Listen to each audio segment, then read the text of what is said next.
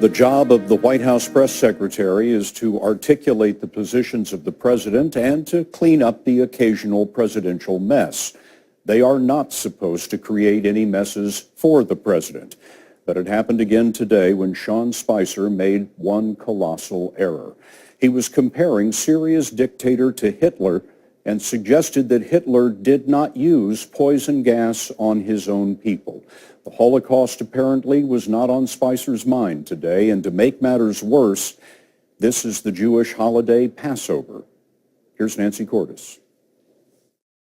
We didn't use chemical weapons in World War II. It isn't often that Hitler is compared favorably to anyone, but it happened today when the White House press secretary was condemning Syria's Bashar Assad for gassing his own people. You had someone as despicable as Hitler who didn't even sink to using chemical weapons. It was a startling comment from someone who surely learned in high school that Hitler sent millions to the gas chambers.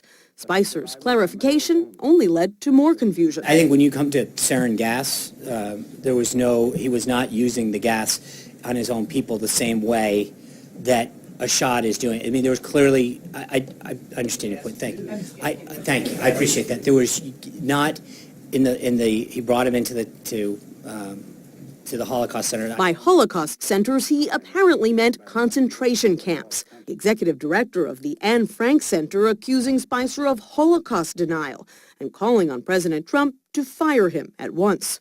In a statement, Spicer insisted in no way was I trying to lessen the horrendous nature of the Holocaust.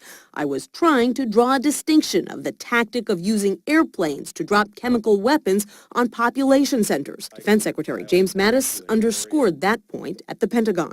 Even in World War II, chemical weapons were not used on battlefields. Even in the Korean War, they were not used on battlefields. Since World War I, there's been an international convention on this. This evening, Spicer fell on his sword and apologized, saying his comment was inappropriate and insensitive. A swift mea culpa, Scott, for a White House that typically shies away from admitting mistakes. Nancy Cordes in Washington.